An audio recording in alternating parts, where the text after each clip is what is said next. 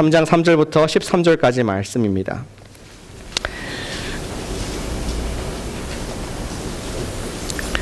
찾으신 줄 알고 3절 말씀. 솔로몬이 여호와를 사랑하고 그의 아버지 다윗의 법도를 행하였으나 산당에서 제사하며 분향하더라.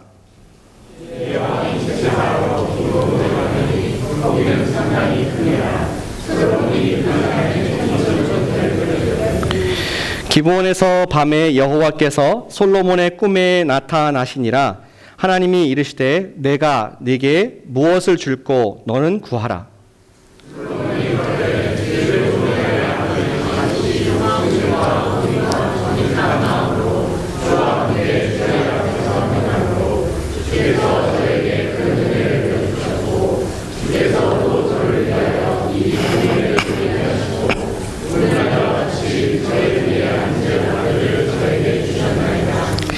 나의 하나님 여호와여, 주께서 종으로 종의 아버지 다윗을 대신하여 왕이 되게 하셨사오나 종은 작은 아이라 출입할 줄을 알지 못하고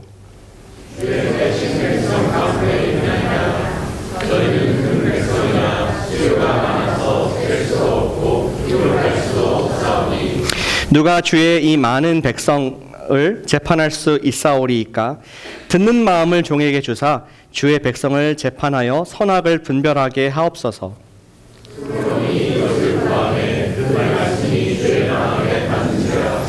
이에 하나님이 그에게 이르시되 네가 이것을 구하도다. 자기를 위하여 장수하기를 구하지 아니하며 부도 구하지 아니하며 자기 원수의 생명을 멸하기도 구하지 아니하고 오직 송사를 듣고 분별하는 지혜를 구하였으니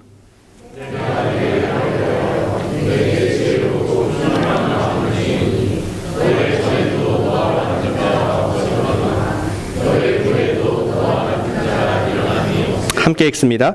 내가 구하지 아니한 부귀와 영광과 내게 주노니 내 평생의 왕들 중에 너와 같은 자가 없을 것이라. 아멘. 요즘 우리 인공지능이 위력이 대단한 것 같습니다. 날씨가 어때? 그러면 날씨를 얘기를 해주죠. 또 어디 가고 싶은 곳이 있으면은 어디 가고 싶어? 그러면은 차가 아직 테스트 중이지만 거기까지 데려다주는 그러한 시대에 살고 있습니다. 너무나 새로운 것들이 항상 나오기 때문에 이제는 별로 놀라지도 않습니다. 그러려니 특별히 실리콘밸리에 사신 여러분 시민들께서는 전혀 놀라지 않으십니다. 그러나 항상 속도가 빠르게 변화하는 모습을 볼 수가 있죠. 우리 2년 전인가요? 알파고라는 그런 바둑 인공지능이 이세돌 구단을 이겼습니다. 수천 년 동안 쌓아온 노하우를 이기고 또 기계가 인간보다 더 게임에서 승리한 그러한 기이한 일도 우리가 볼 수 있었습니다. 그러나 아무리 많은 기술과 발전이 있고 과학이 발전한다고 해도 오늘날 많은 문제들이 해결될 수 없음을, 결코 해결될 수 없음을 우리는 잘 알고 있습니다. 브렉시트, 영국이 지금 유럽 연합에서 떠나가는 그 시간이 다 다가왔죠. 근데 국민투표를 해가지고 우리가 브레이크 오프 하겠다 했는데, 우리 의회에서는 어떻게 막을 수 있을까? 아니면 어떻게 소프트하게 할 수 있을까? 이것에 대한 계속 논의를 하지만 답이 없습니다. 어떤 의원도 어떠한 수상도 거기에 대한 답을 주지 못하고 있습니다. 또 우리 북한과 미국과의 관계도 그렇지 않습니까?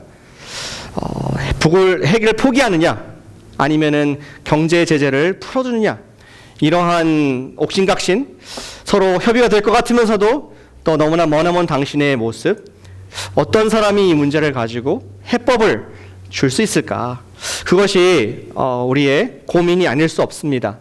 결코 어떤 AI나 어떤 기술도 이런 일에 답을 줄 수가 없죠. 좀 가까이도 문제가 있지 않습니까? 여러 가지 이슈들이 있습니다. 자녀가 대학에 입학을 여러 군데 받았는데 과연 어느 대학을 보내는 것이, 어느 메이저를 가는 것이 future proof, 미래에 좀 전망이 있고 또 좋은 이 아이에 맞는 그러한 것일까? 그러한 것에 대한 답을 누가 알겠습니까? 또한 또 부모 입장에서는 그 등록금을 어떻게 될까? 이러한 고민도 해법을 찾기가 어려운 것 같습니다. 어떠한 AI도 어떠한 석박사도 해결할 수 없는 문제라고 생각합니다.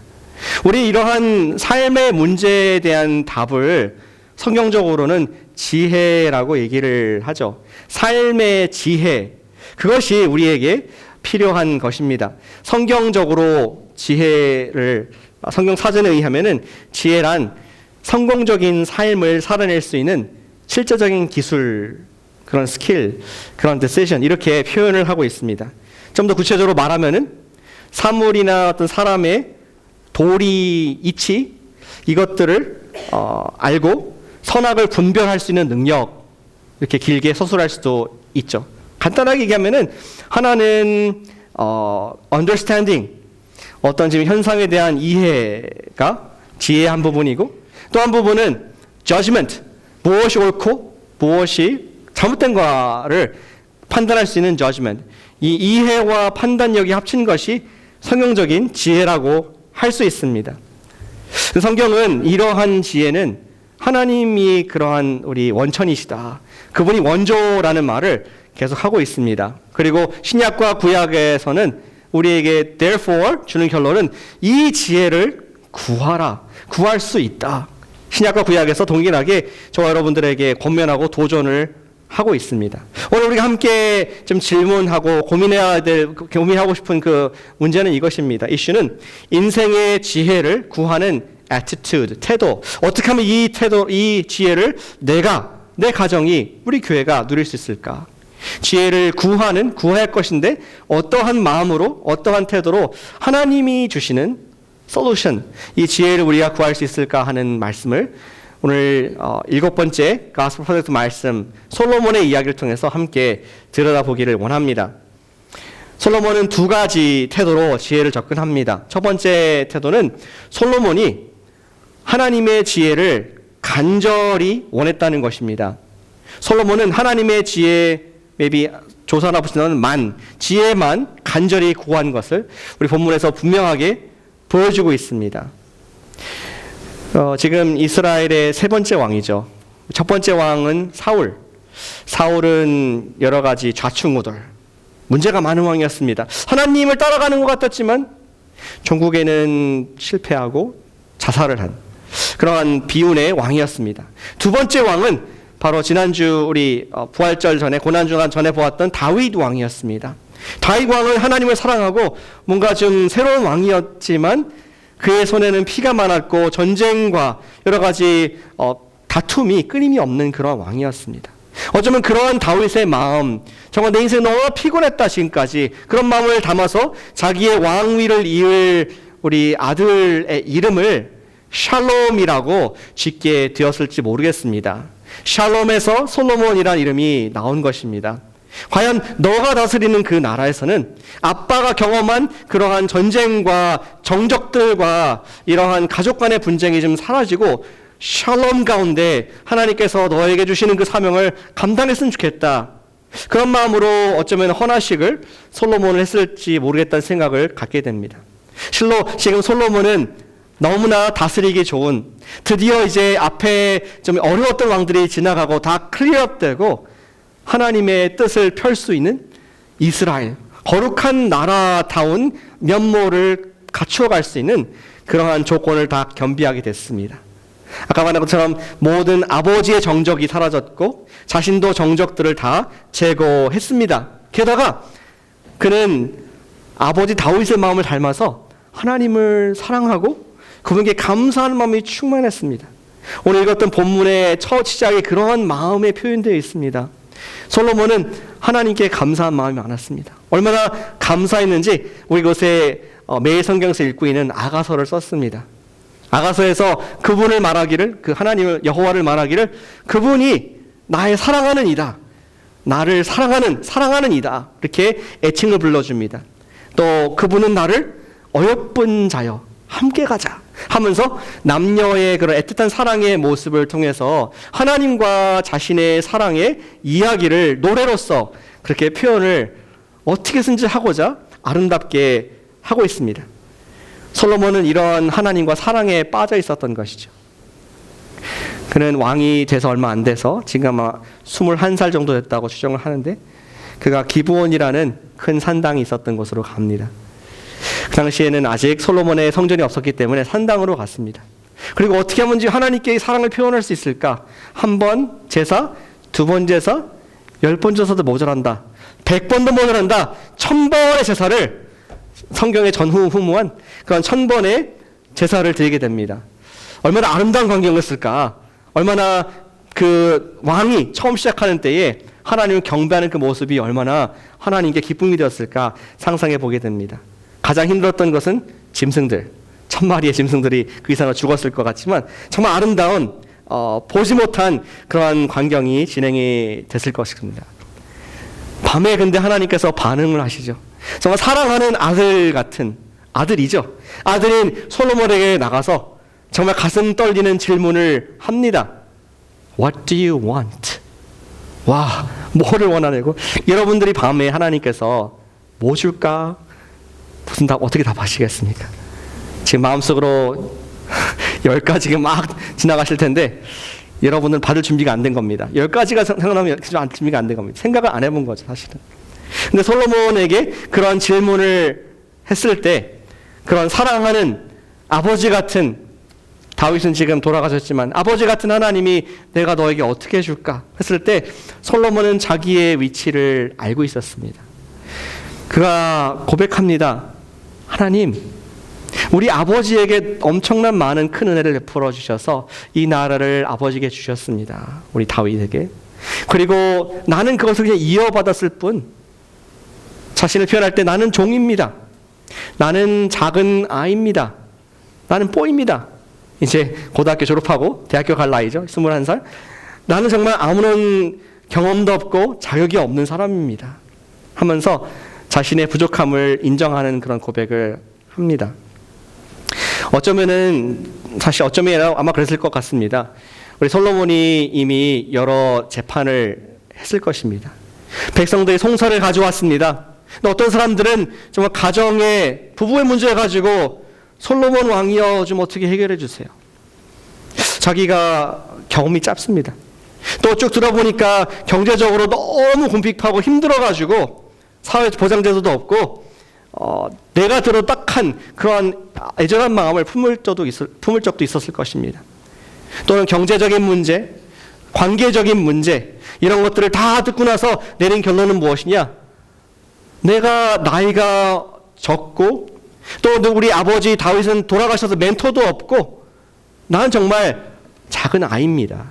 나는 하나님께 종일 뿐이고 내가 주인이 아닙니다. 아무것도 할 수 없습니다. 이러한 마음을 그가 갖게 됩니다. 내가 아이기 때문에 언제 나가고 언제 들어올지도 모르는데 하물며 하나님의 이 많은 백성들을 제가 어떻게 판단하고 어떻게 제가 다스릴 수 있겠습니까? 이러한 자기 입장에 대한 얘기를 하나님께 합니다. 그리고 한 가지, one thing을 하나님께 요구를 하죠. 9절에 나와 있습니다. 듣는 마음을 종에게 주사 주의 백성을 재판하여 선악을 분별하게 하옵소서. 솔로몬은 아까 우리 말했던 지혜의 정의, 우리 백성들을 듣는, understanding 하는, 내가 좀 이해할 수 있고 그들의 마음을 파악할 수 있는 그러한 스킬, 그러한 힘을 주시고 그리고 내가 무엇이 옳고 무엇이 그른 것인가를 판단할 수 있는 그러한 discerning heart, 그러한 판단력을 나에게 주십시오. 지혜를 달라고 지금 하나님께 한 가지를 요청하고 있습니다. 그리고 그 다음 구절 보시면은 하나님께서는 그것을 기쁘게 여기시고 그것을 받아주시죠. 솔로몬은 자신이 너무나 역부족의 것을 알았고 무엇이 가장 필요한가를 절실하게 이미 알고 있었습니다. 마치 솔로몬은 목마른 사슴과 같이 그냥 뭐 있으면 좋고 없으면 좋고 그런 거 아니라 지금 물을 마시지 않으면은 죽을 것 같은 그러한 답답함과 갈급함과 그러한 절박함으로 하나님 당신의 지혜를 나에게 주소서. 하루도 내가 당신의 지혜 없이는 이 많은 백성을 감당할 수 없는 나는 작은 뽀입니다. 나는 작은 아이입니다. 이러한 그의 불붙는 심정을 하나님께 얘기를 하게 됩니다. 그가 구한 것은 단순히 세상의 어떤 지혜, 세상의 어떤 wisdom, 세상의 smart, 세상의 어떤 skillfulness, 이러한 꾀가 아니었습니다. 어떤 면에서는 모든 지혜의 근원이신 그 하나님의 지혜, 하나님의 지혜를 구하는 것이었고, 우리 아가서의 그 분위기를 담아서 생각한다면은 아마 우리 솔로몬은 하나님 당신 자신을 주십시오. 당신과 하나 되길 원합니다. 당신의 지혜, 당신 자신이 얻길 원합니다. 이러한 갈급함으로 하나님 꼭 한 가지만 달라고 기도하는 우리 솔로몬의 반응을 볼 수가 있는 것이죠. 왜냐하면 그는 하나님의 지혜만이 백성을 살릴 수가 있고 자기가 살 수 있다는 것을 정확하게 알았던 것 같습니다. 여러분들 짐 심발라라는 목사님을 들어보실 줄로 생각합니다. 우리 뉴욕의 브루클린 타버나클 교회의 목사님이십니다. 그 교회는 이제 성가대가 유명하죠. 이제 뭐 흑인들도 많고 백인들도 많고 에이전도 많고 그러한 아주 바이브런트한 영적으로 성령이 충만한 그런 교회입니다. 근데 심발라 목사님이 처음 브루클린 교회에 부임했을 때 그 교회는 목사님 사례를 줄 수 있는 형편이 안 됐습니다. 그리고 브루클린에서 쓰러져가는 건물에서 예배를 드리고 있었고 주일에 한 번 예배 드리는 것 외에는 주중에는 모일 만한 그런 분위기도 안 됐고 또 사람도 너무나 적었다고 합니다. 그러나 지금 6천 명이 넘는 예배자가 모이는 그런 큰 교회로 하나님의 성령 충만한 교회로 성장해 있게 볼 수 있습니다. 근데 그렇게 된 데에는 터닝 포인트가 있었다고 합니다. 전환점이 어떤 변환점이 있었다고 합니다. 한 번은 짐 목사님이 굉장히 좀 절박했습니다. 하나님의 은혜, 하나님의 임재, 그것이 너무 desperate, 절박했습니다. 그래서 어느 주일날 강단에 와서 설교를 일주일 동안 준비해서 설교하려고 그러는데 갑자기 그런 마음이 들었습니다. 설교를 준비한 것을 닫고 우리가 하나님의 도우심이 없으면은, 하나님의 은혜가 없으면은 우리가 살 수가 없다. 우리가 함께 기도하자, 기도회로 초청을 했다고 합니다. 그리고 하나님께서 놀랍게 역사하셔서 점점 주일 예배 중심으로 이렇게 가던 교회가, 미니스트리가 이제 주중에 있는 기도회 중심으로 계속 번져가고 하나님께서 뜨거운 은혜를, 선물을 그 교회에 주셔서 지금은 정말 많은 영혼들을, 그 지역의 어려운 사람들을 돕고 복음을 증거하는 그런 아름다운 이야기들을 듣고 있습니다. 하나님의 선물은, 하나님의 은혜, 하나님의 선물은 그것을 절박한 가운데 사모하는, 추구하는 사람들에게 준다는 것을 믿으시기를 축복합니다. 심발라 목사님은 정말 절박한 가운데 어떤 포멀리티, 뭐 우리 예배형 형식 이런 것이 아니라 하나님 없이는 우리 살 수 없다. 그러한 은혜를 간구했을 때 하나님께서 큰 능력을 주신 것을 우리 보게 됩니다. 영어에 그런 표현이 있지 않습니까? Whatever it takes. 어떻게 해서라도, 어떤 대가를 지불해서라도 제가 와서 필요합니다. 이런 표현이 있습니다. 어떤 대가를 치르더라도 간절히 그것을 느끼고 추구하는 그것이 무엇입니까? 하나님의 지혜가 오늘 나에게 꼭 필요합니다. 하나님께서 오늘 하루도 내 발걸음을 인도하지 않으시면은 저는 죽습니다. 그냥 액세서리가 아니라 있으면 좋고 없으면 할 수 없는 것이 아니라 주님의 지혜가 없으면은 나는 작은 아이고 나는 종이고 나는 주님께서 맡기신 일들을 할 수 없습니다. 그러한 절박함과 간절함이 바로 솔로몬이 있게 한 그런 지혜의 원리를 우리에게 가르쳐주고 있습니다.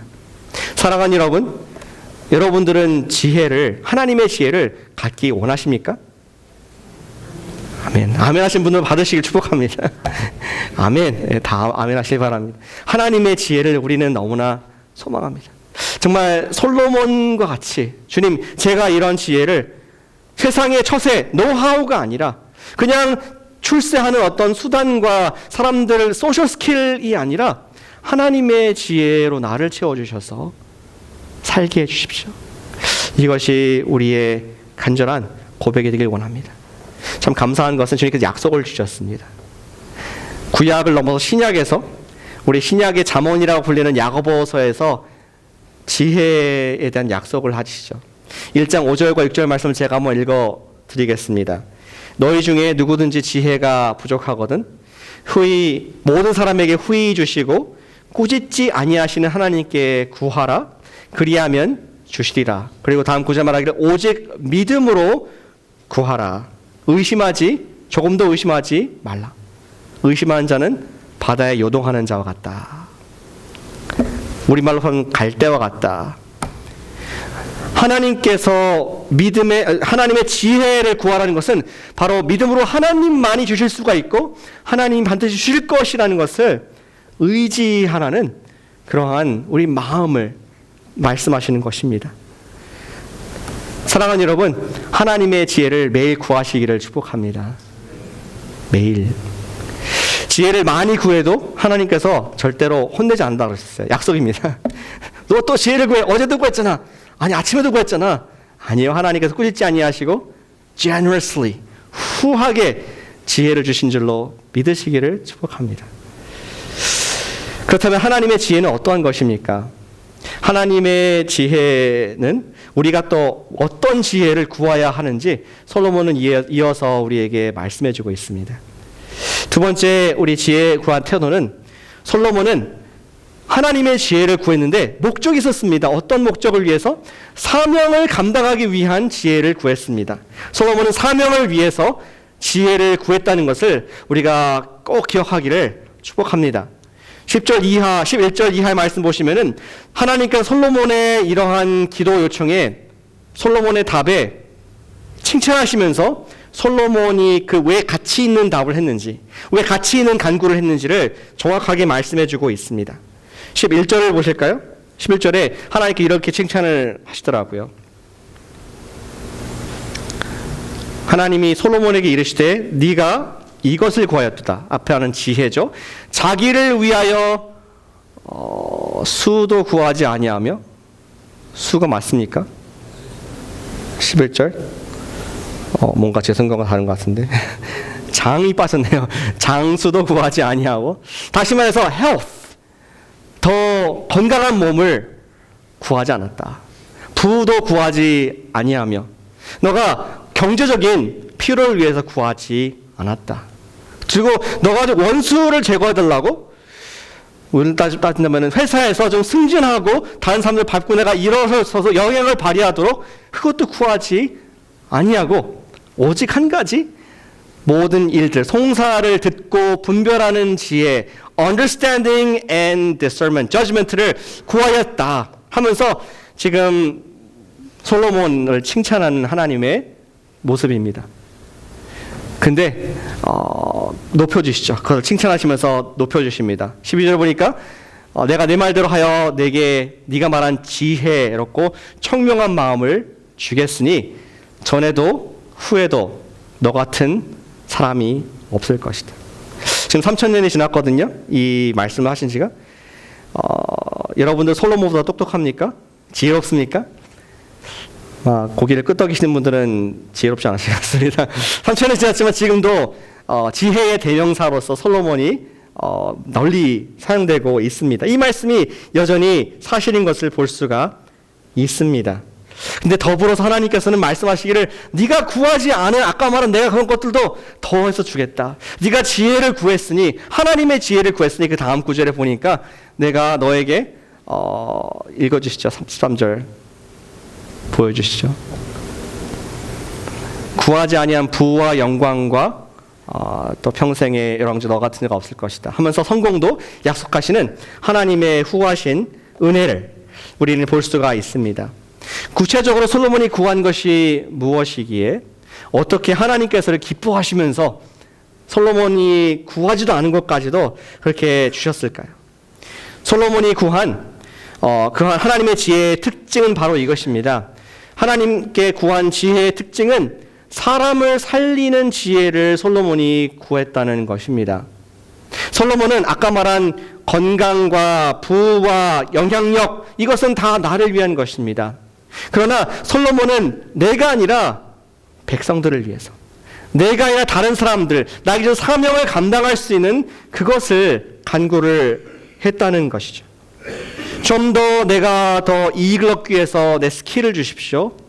내가 좀 편하게 살기 위해서 처세술이나 어떠한 IQ를 주십시오.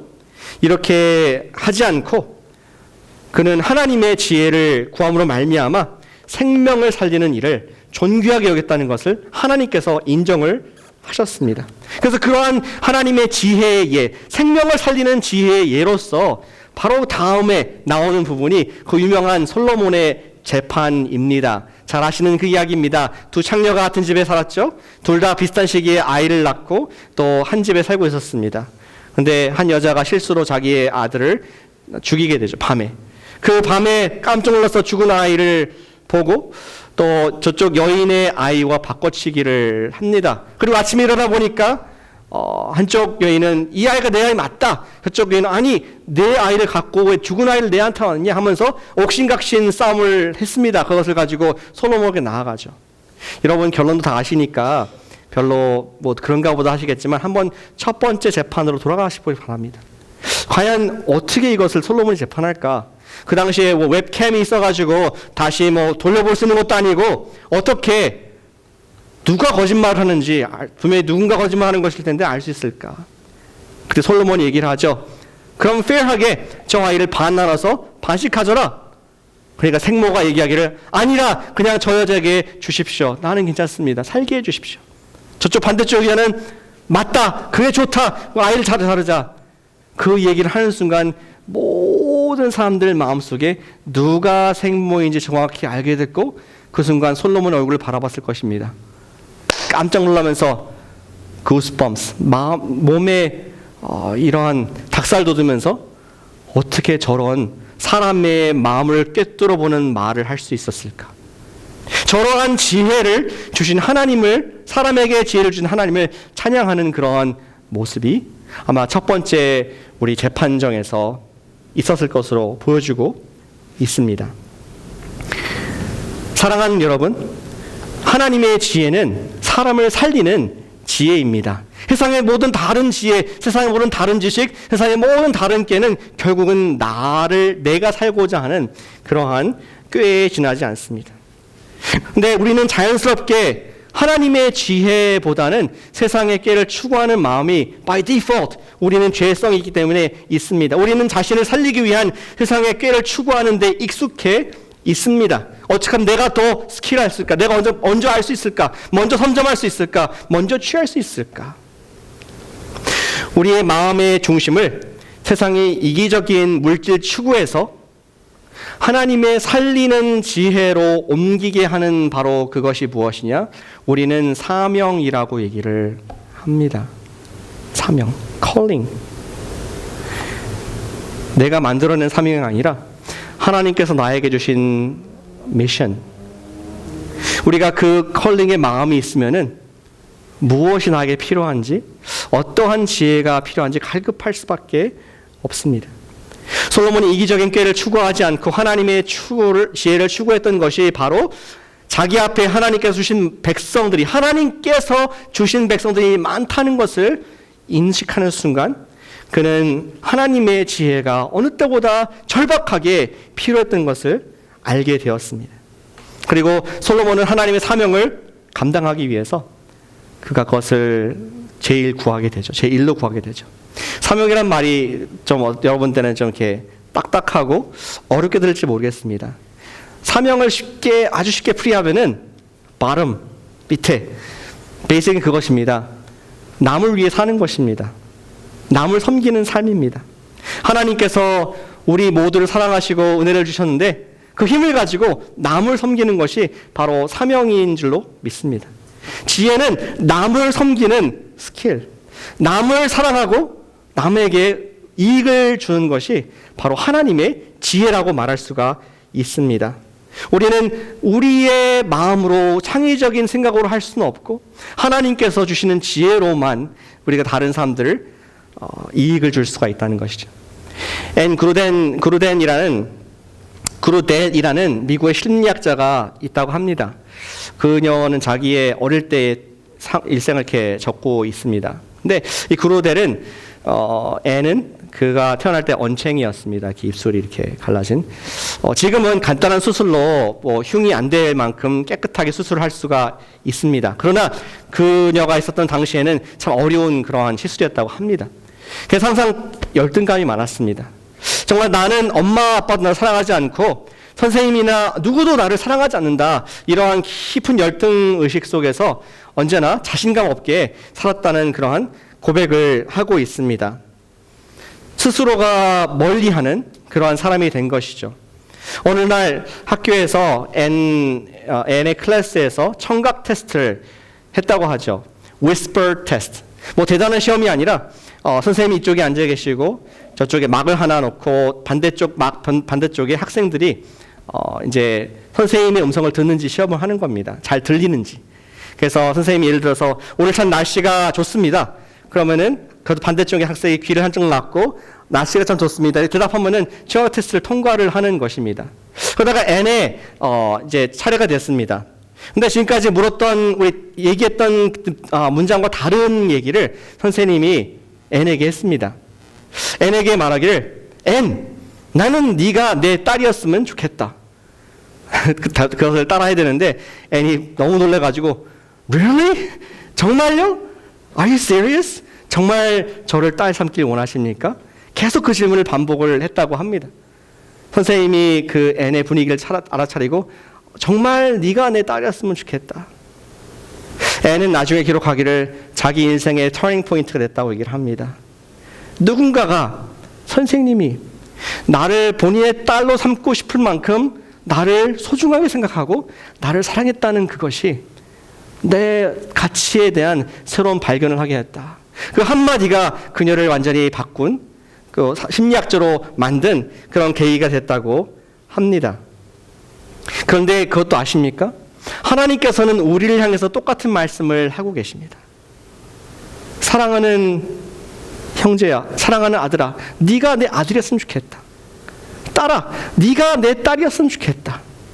그러면서 당신의 아들 예수님을 맞바꿔 주시면서, 자리를 바꿔주시면서 내가 너를 딸 삼고 싶다, 아들 삼고 싶다. 그 한마디가, 그 복음 메시지가 저와 여러분들을 변화시킨 줄로 믿습니다. 우리는 아침마다 어쩌면 여러분께서는 기도하시는 분들은 이 기도를 이미 하고 계신다고 생각합니다. 하나님, 오늘 제가 분별할 수 있는 지혜를 주십시오. 제가 품어야 될 마음을 허락해 주십시오. 내가 해야 될 말을 주시고 내가 가야 될 곳을 알게 하시고 보아야 될 것을 보게 해 주십시오. 또 어떤 더 겸손한 분들은 그렇게 기도할 것입니다. 하나님, 제가 원하는 것이 아니라 하나님의 뜻이 이루어지도록 하나님의 지혜를 주십시오. 너무나 훌륭한 솔로몬의 기도라고 저는 생각합니다. 그러나 우리 인생의 큰 그림에서 지혜도 필요하지만 저는 이런 제안을 이 아침에 드리길 원합니다. 우리가 매 순간 사람을 살리는 지혜의 말을 할 수 있도록 기도하시기를 축복합니다. N을 살렸던 그 한마디, 너가 내 딸이었으면 좋겠다. 그 말이 그녀에게는 자신의 가치를 알게 해준 말이었습니다. 내가 존귀한 자구나. 저 존경한 선생님의 나를 딸로 만들 만큼 난 대단한 사람이구나. 그것을 받은 사람입니다. 신약성경에서는 생명을 살리는 지혜라는 것을 다른 말로 표현하고 있습니다. 그것을 복음이라고, good news라고 얘기를 합니다.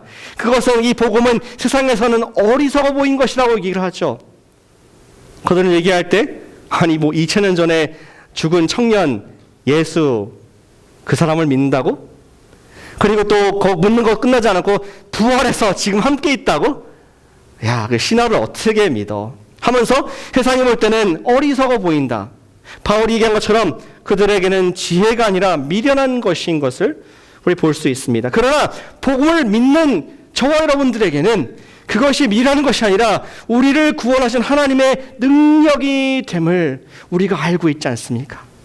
이러한 영적인 갈급함, 정말 사슴과 같이, 시냇물 타는 사슴과 같이 자신의 가치를 발견하지 못하고 세상 속에서 허덕이고 힘든 그 한 분에게 하나님께서는 너를 딸 삼고 싶어 하셔. 하나님께서는 아들을 버리면서 널 아들 삼길 원하셔. 그 한 가지의 말이 강력한 구원의 말, 지혜의 말, 하나님의 말이 될 줄로 믿으시길 바랍니다. 우리 그런 기도를 하기 원합니다. 하나님, 제 입술을 주장해 주셔서 허탈한 말이 아니라, 쓸데없는 말이 아니라 오늘 제가 생명을 살리는 지혜의 말을, 복음의 말을, 하나님의 말씀을 꼭 필요한 사람에게 할 수 있는 그러한 지혜를 주십시오. 그것이 바로 솔로몬의 기도였습니다. 솔로몬이 그러한 지혜를 간구했을 때, 그러한 하나님의 생명을 살리는 백성을 위한 지혜를 간구했을 때, 하나님께서 구하지 않은 그 모든 것도 다 충만하게 채워주시는 그러한 후한, 꾸짖지 아니하시는 하나님이신 것을 믿으시기를 축복합니다. 사람을 살리는 지혜를 구하는 매일 되시기를 축복합니다. 우리 옆분에게 권면과 사랑을 말씀해 주시죠. 사람을 살리는 지혜를 얻으시길 바랍니다. 사람을 살리는 지혜를 얻으시길 바랍니다. 주여, 나의 입술 통해서 한 사람에게 주의 진리를 전하게 하시옵소서. 주님, 나의 삶을 통해서 복음의 통로, 지혜가 되게 하시옵소서.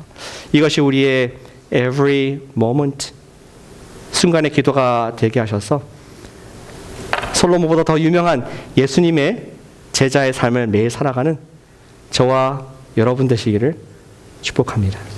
기도하겠습니다.